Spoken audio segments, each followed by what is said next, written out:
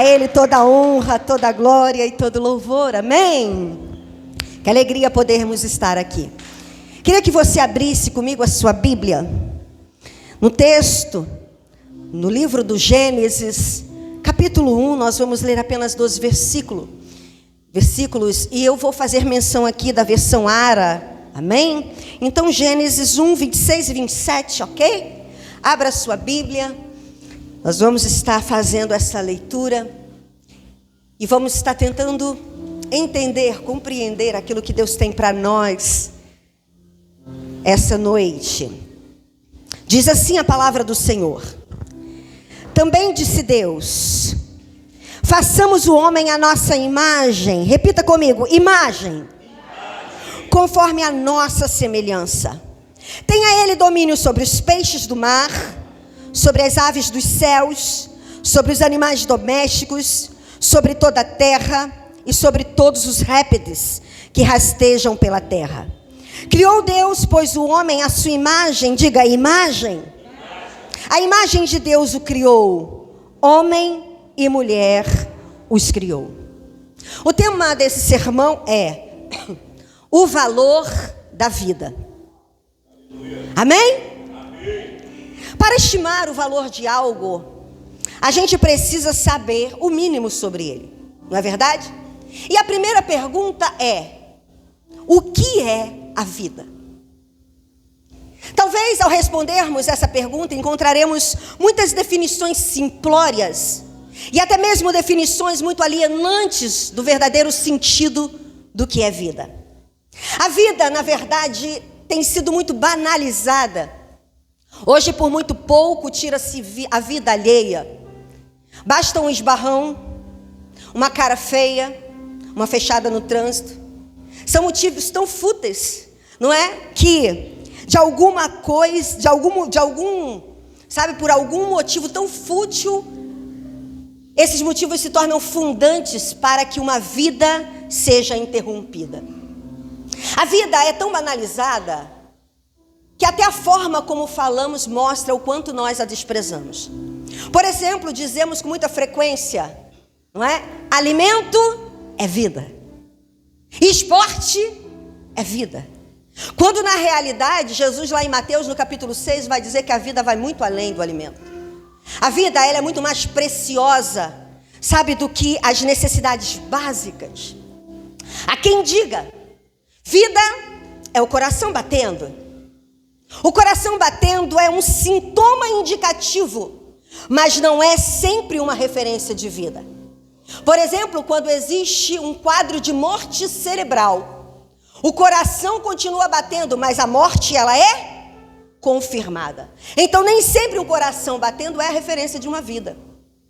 A genética influi muito na nossa percepção sobre a vida. Afinal, hoje nós podemos criar seres humanos por design. Hoje a gente pode criar um ser humano escolhendo as cores dos olhos, a cor do cabelo, a cor da pele, e até de alguma forma previamente mudar o código genético dessa pessoa. Mas o que é vida? Para alguns a vida é apenas metabolização. A vida é apenas alimentação, respiração e reprodução. Porém, a vida é um dom, é um prêmio. A vida é um presente precioso de Deus. Você pode dizer amém? Amém. Deus é a fonte de toda a vida. Eu vou repetir: Deus é a fonte de toda a vida. Amém. Deus é a fonte da vida bios.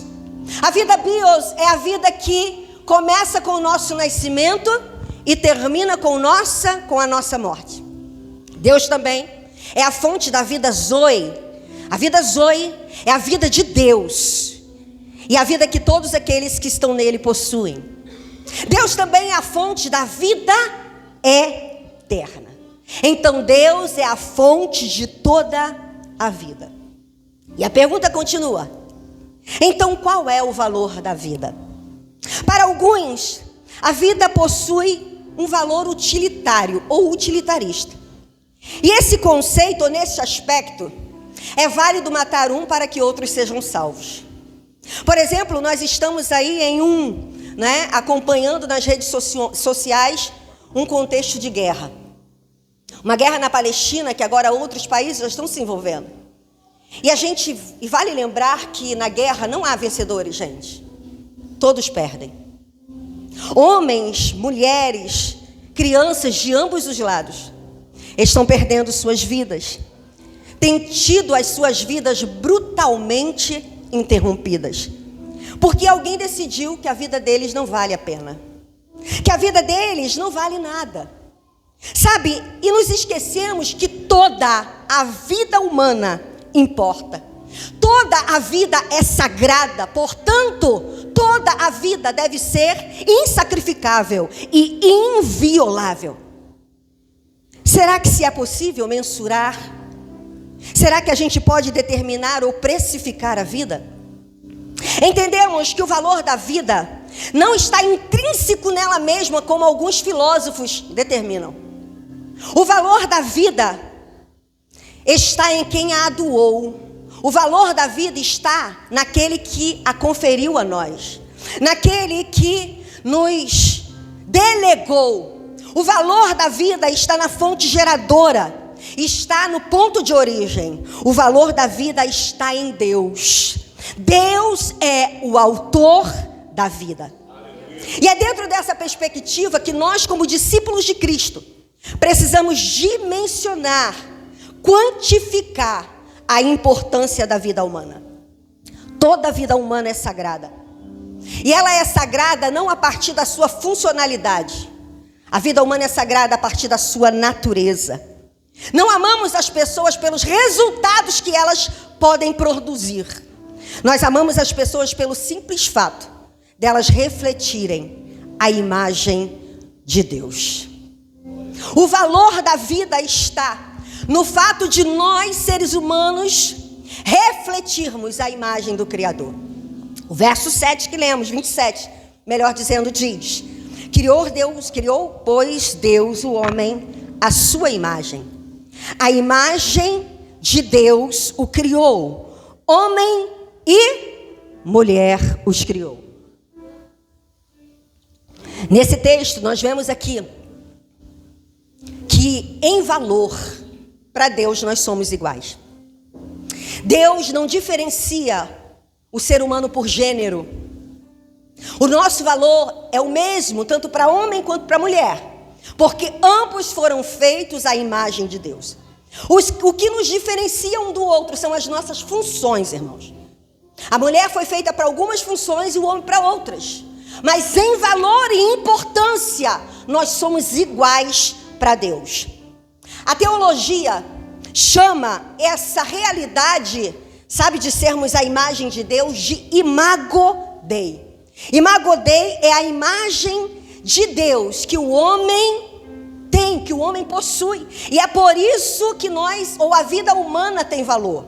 O valor da vida humana está exatamente no fato de nós termos a imagem de Deus. Não somos uma duplicata exata. Não somos pequenos deuses. Sabe mais? O homem foi feito em similitude com o Criador. Quais são as semelhanças? Qual é a nossa imagem? Ou qual é a imagem de Deus refletida em nós? O homem é um ser espiritual, logo o homem é apto à imortalidade. O homem é um ser moral, o homem sabe distinguir o certo do errado, o bem do mal. O homem também é um ser intelectual, ou seja, com capacidade de razão e governo. Esses atributos são atributos de Deus, compartilhado com a raça humana. Nós carregamos a imago Dei, diga assim, a imagem de Deus. Em certa ocasião, Jesus ele foi inquirido por alguns líderes religiosos. Os saduceus e os herodianos, que eram inimigos, se juntaram para tentar prejudicar Jesus. E chegaram para Jesus e fizeram a Jesus uma seguinte pergunta, uma pergunta capciosa, porque na realidade eles queriam acusar Jesus de ser um revolucionário, de ser um agitador político. E pergunta a Jesus acerca do tributo. Pergunta se deveriam ou não pagar o tributo. E Jesus então pede a eles uma moeda corrente da época. E eles dão a Jesus uma moeda e Jesus faz a seguinte pergunta: qual é a imagem que está refletida nesse metal? E eles respondem: César.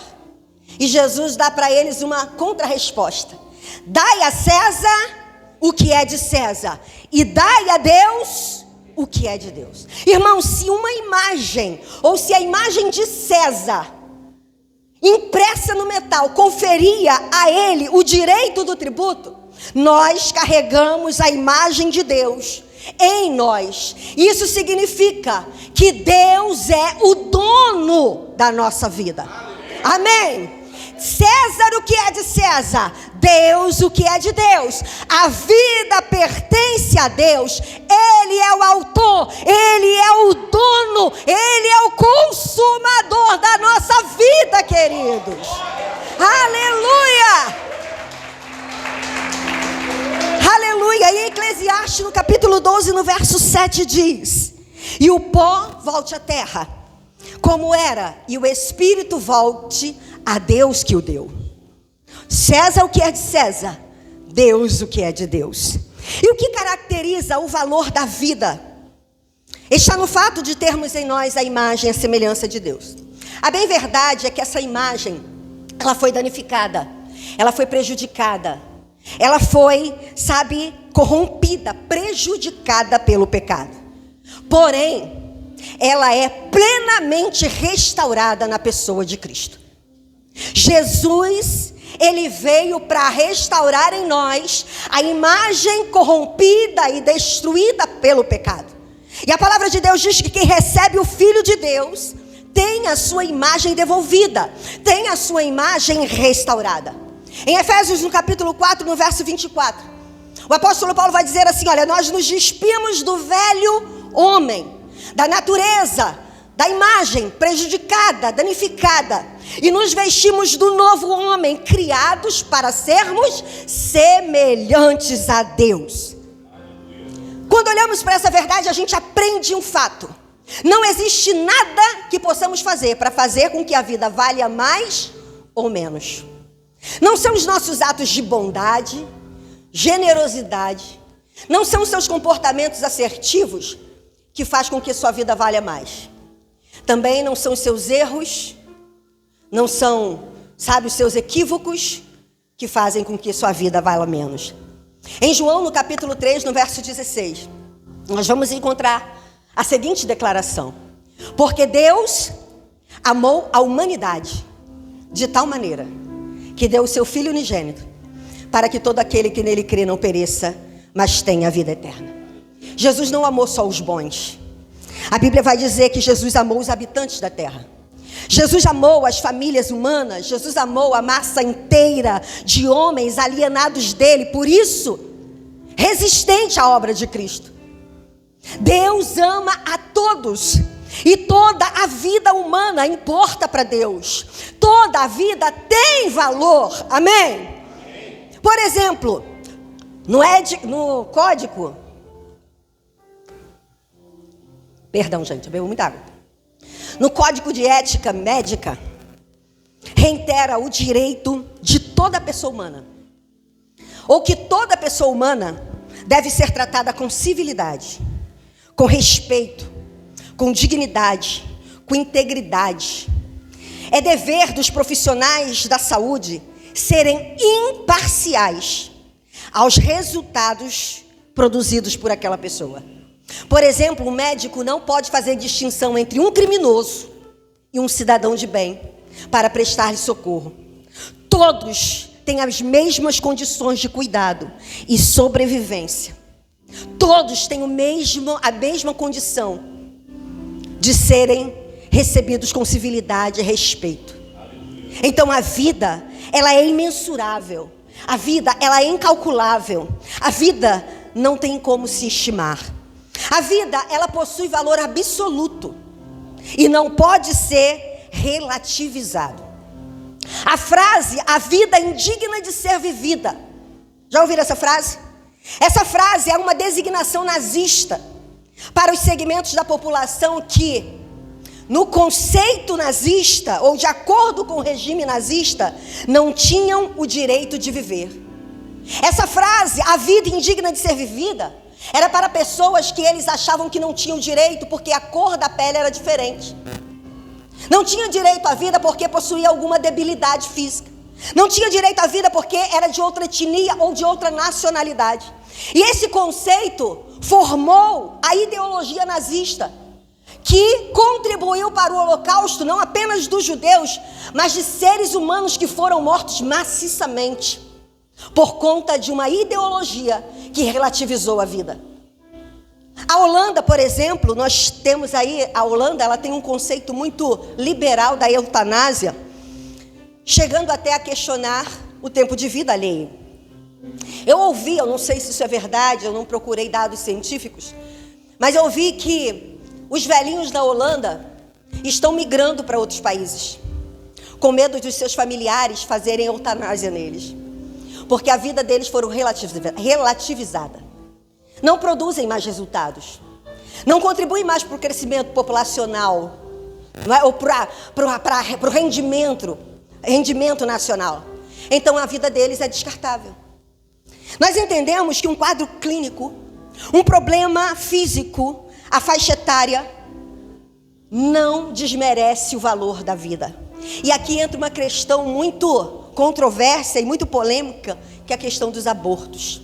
Não é verdade? Quando estabelecemos uma ética situacional, estamos relativizando o valor da vida. O direito da vida não está condicionado às situações gestacional.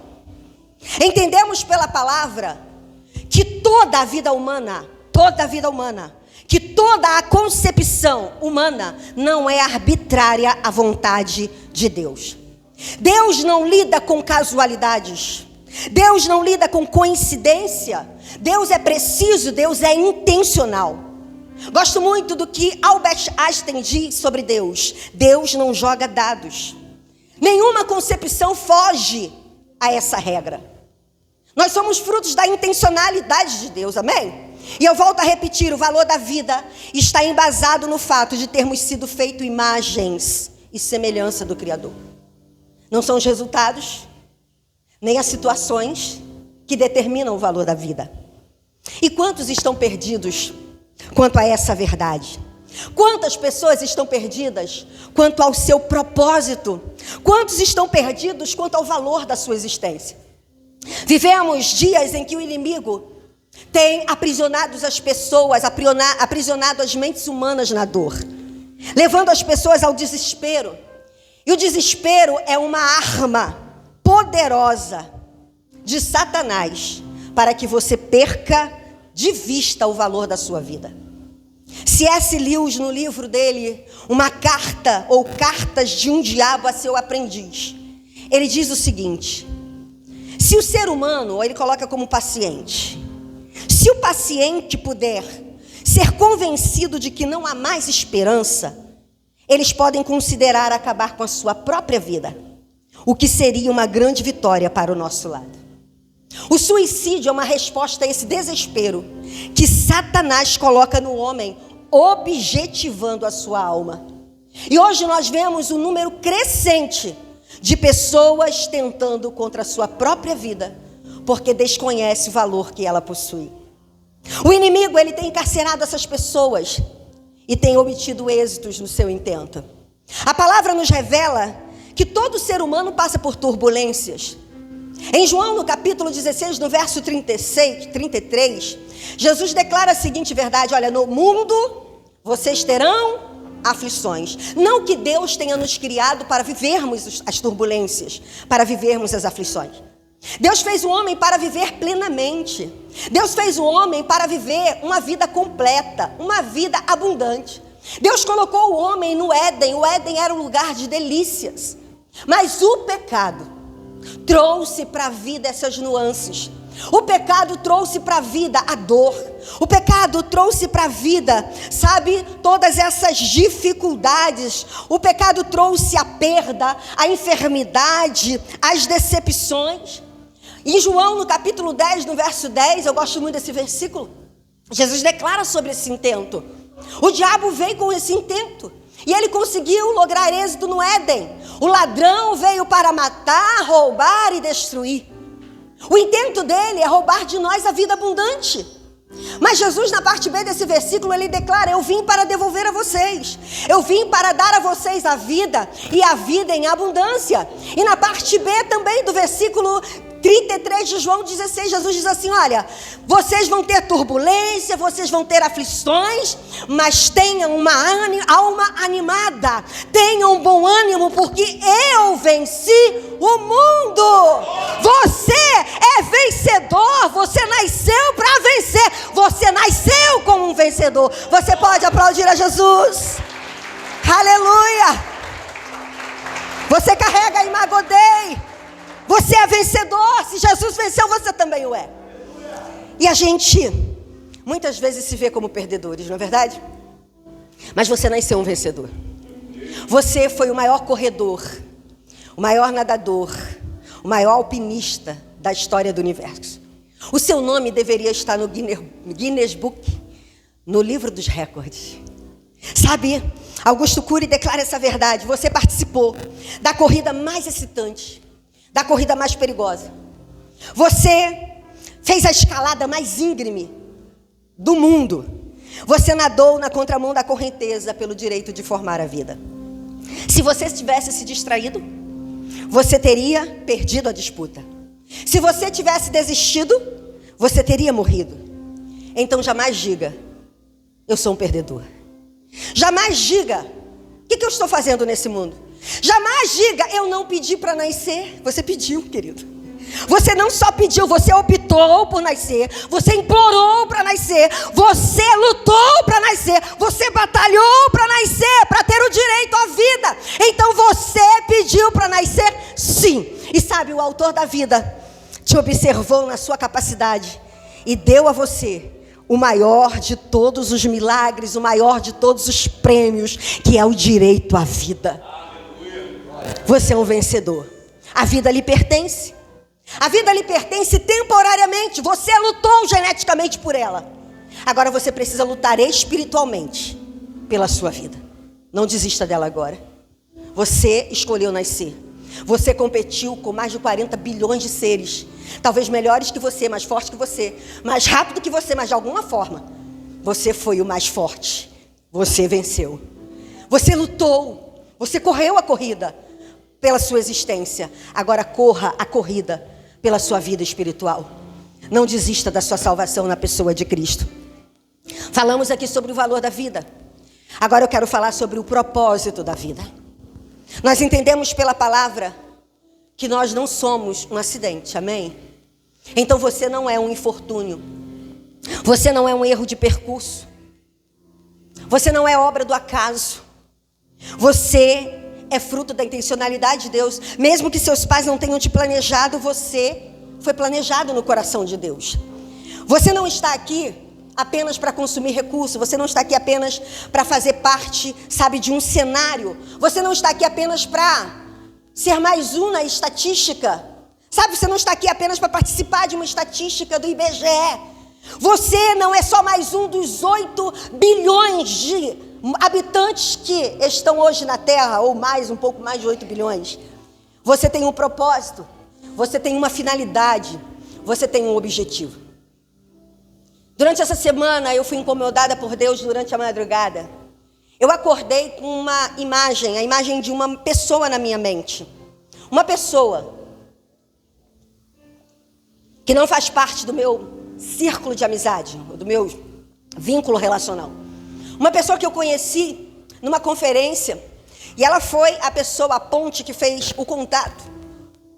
Eu acordei com a imagem dessa pessoa na minha mente, e eu percebi, eu entendi um chamado de Deus para eu orar, para eu interceder por essa pessoa. Uma pessoa que eu não conheço, não sei seus dilemas, não sei seus problemas. E eu dobrei o meu joelho na minha sala e levantei um clamor por aquela pessoa.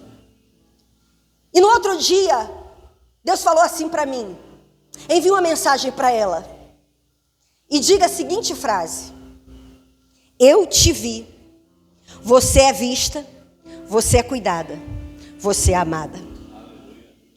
Ela não é mais uma entre 8 bilhões de seres. Você não é um no meio de 8 milhões de seres. Você é visto, você é amado, você é cuidado. E ela falou assim: pastora, se tu soubesse qual foi a conversa que eu tive com Deus ontem à noite. Falei: eu não preciso saber, Ele sabe, porque Ele nos vê. Nós não somos só mais um numa estatística. Você não é só mais um no meio da multidão. Você é visto, você é amado, você é cuidado. Percebe isso, gente? É muito grandioso. E dentre muitos propósitos que nós viemos imbuídos de cumprir, não é? Deus nos dotou de muitas habilidades, competências. Deus nos deu talentos e aptidões que na verdade são ferramentas para nós cumprirmos o nosso propósito aqui. E dentre todos os propósitos que nós podemos cumprir, ou que viemos imbuídos de cumprir, existe um que deve nortear a sua vida. Existe um que deve nortear a minha vida, que é lembrar-se do seu Criador. Eclesiastes, o Salomão, ele vai nos chamar a atenção para essa verdade.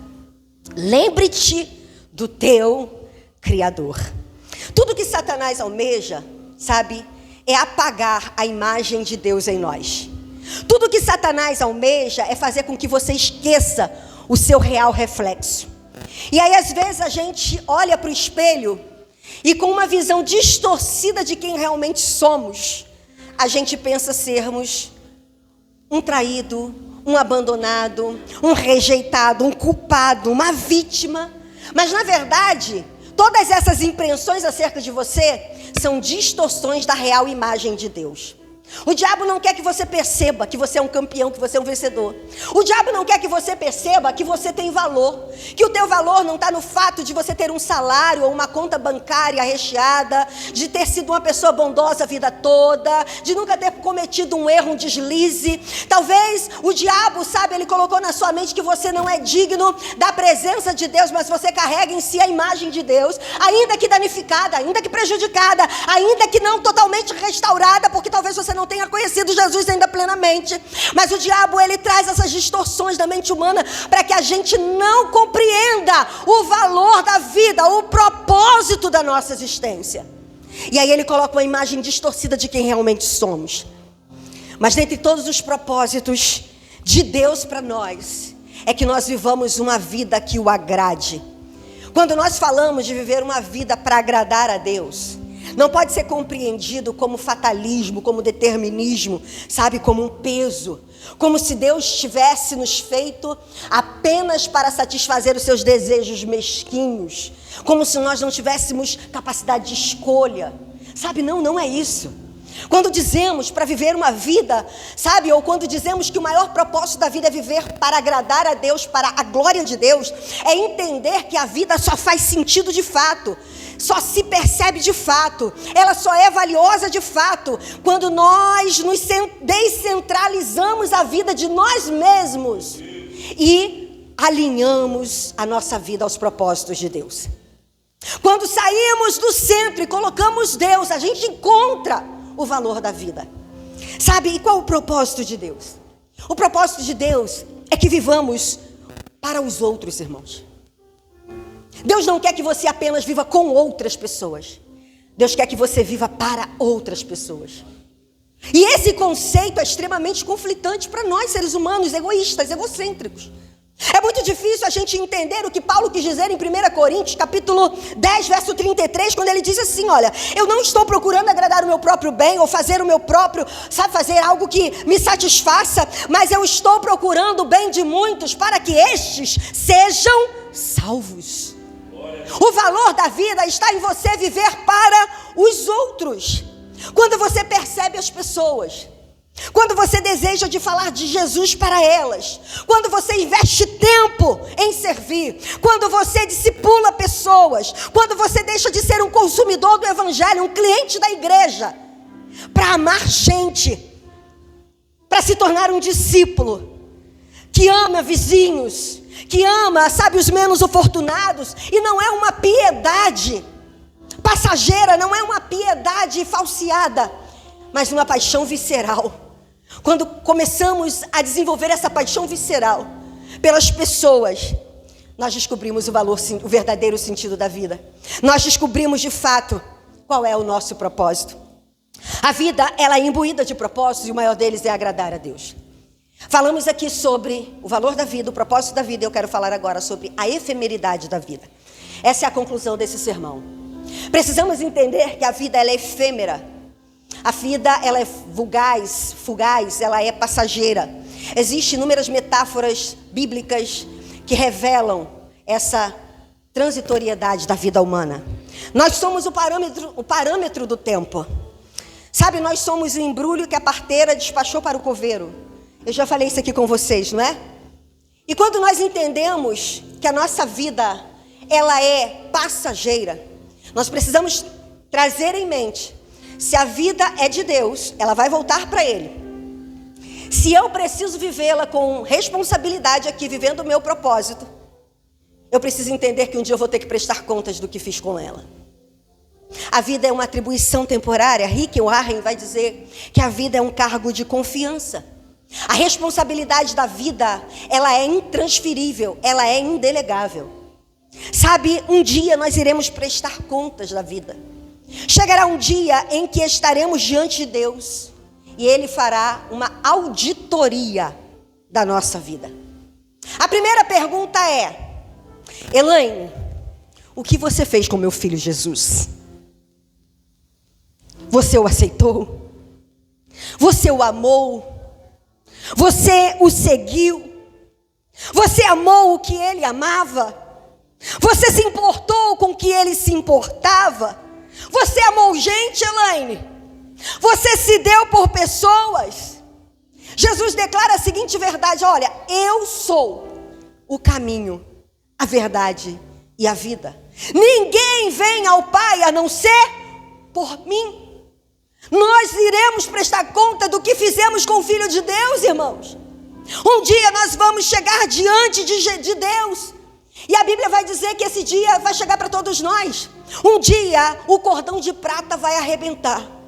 Um dia o vaso de ouro vai quebrar. Um dia o vaso de barro vai se despedaçar. E a Bíblia diz: o pó vai voltar para o pó, vai voltar para a terra de onde ele veio. O espírito vai voltar para Deus. E a sua alma, para onde vai? O que estamos fazendo com a vida que Deus nos deu? Sabe, essa escolha é feita aqui. A segunda pergunta que Deus vai me fazer é: Elaine, o que você fez com a vida que eu lhe confiei? Com a vida que eu lhe conferi? Onde você empenhou seus talentos? Onde você gastou suas energias? Onde você depositou seus recursos? Sabe, você gastou tudo com você mesmo, Elaine? Ou você fez bom uso deles para o propósito que eu tinha em mente para você? Sabe, estamos prontos para essa auditoria? Será que estamos? Porque inevitavelmente prestaremos contas da nossa vida. Precisamos entender que o céu, ele não é apenas o nosso lugar de destino, ele também é o nosso lugar de origem. Mas existe um inimigo que não quer que você volte para casa. Ele vai fazer de tudo para que você erre o alvo, erre o caminho, muda a rota. Sabe, e nós precisamos fazer a escolha, e a escolha é feita aqui. Nós fomos tão corajosos para lutar pela vida, nós corremos tanto para vencer a corrida da vida. Então agora a gente não pode desistir, irmãos. Não podemos entregar a nossa vida, não podemos perder a nossa vida, porque a vida eterna, ela só é possível através da pessoa de Cristo. Não se distraia nessa vida, porque por mais espetacular que a vida possa parecer aqui, aqui não é o nosso lar permanente. Estamos aqui só de passagens. Sabe por quê? Sabe por que nós nunca vamos nos sentir tão plenamente aqui na vida, na terra? Sabe por que você nunca se sentirá tão plenamente satisfeito? Porque você não foi feito para morar aqui eternamente. Você foi feito para algo maior, para algo melhor. E a pergunta é: como está o teu green card espiritual? Como está? Está em dia? Se Jesus vier agora para você, você tem acesso às regiões celestiais? Você é um cidadão por direito dos céus? Porque o green card te dá direito em uma terra estrangeira. Mas nós não somos estrangeiros lá, nós somos estrangeiros aqui. É aqui que o green card tem que estar em dia, irmãos. Porque um dia eu vou voltar para minha casa, para minha pátria, para minha cidade celestial. E é lá que eu quero estar, o céu me aguarda e é para lá que eu vou, amém? A vida vai passar, ela é temporária. E se essa Deus declara: tudo que não é eterno é eternamente inútil. O apóstolo Paulo, em 2 Coríntios 4, 18, ele declara: assim afixamos os nossos olhos naquilo que se não vê, porque aquilo que se vê é temporário, é passageiro, mas aquilo que se não vê é eterno, é atemporal, é perene. Os nossos olhos precisam estar em Cristo. Amém? Nós temos uma corrida para correr. O apóstolo Paulo, em Filipenses, no capítulo 3, no verso 13, ele declara sobre essa verdade. Ele diz assim: olha, eu preciso me soltar de tudo que tenta me prender aqui, porque existe uma corrida, existe um alvo. Eu estou focado na parte final da minha corrida. Ele vai dizer assim: a conversão é o ponto de partida. E ele diz: eu não julgo ainda ter alcançado. Me converti, mas uma coisa faço, esquecendo-me das coisas que para trás ficam, eu prossigo para o alvo, para aquelas que estão adiante de mim. O apóstolo Paulo declara que ele está numa corrida. Ele correu geneticamente pela vida bios. Agora ele estava correndo espiritualmente pela vida eterna. Sabe, Deus não quer que você se distraia com a bios. Ele te deu a Zoe, mas a Zoe é para você revestir a bios de coragem, para continuar vencendo, para continuar correndo. Existe uma faixa exclusiva. Eu não posso correr sua corrida. Você vai ter que permanecer correndo, subindo, sabe, escaladas íngremes, nadando contra a correnteza, mas chegando ao final, onde tem o prêmio da soberana vocação na pessoa de Cristo. A vida eterna é logo ali, irmãos. É logo ali. Não desista agora da sua vida. Aleluia. Lute pela sua vida. Vida bios, vida Zoe, vida eterna. Deus é a fonte de toda a vida. Eu quero orar por você nessa noite. Eu queria que você ficasse de pé. Talvez você tenha entrado por essas portas, vivendo essa realidade de desistência. Satanás conseguiu destruir a sua imagem. Talvez você até já tenha um conhecimento vago sobre Jesus, mas Ele quer que você se olhe na perspectiva que Ele te vê. Você é a imagem dEle, a imago Dei.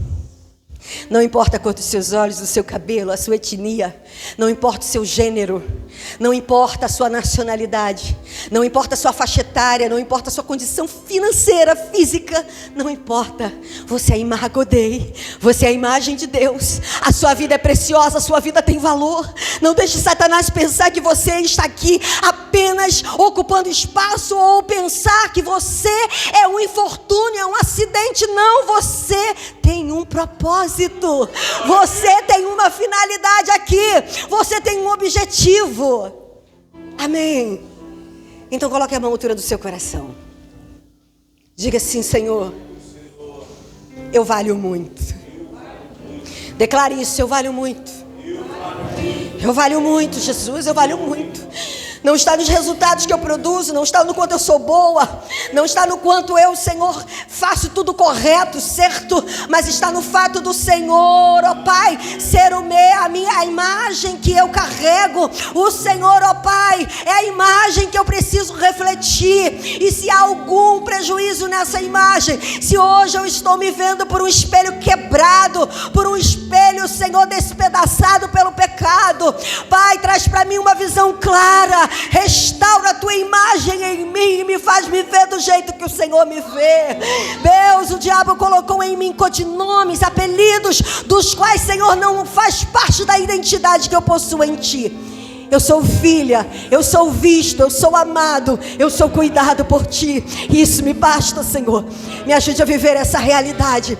Me ajude a viver essa realidade em Ti, Senhor.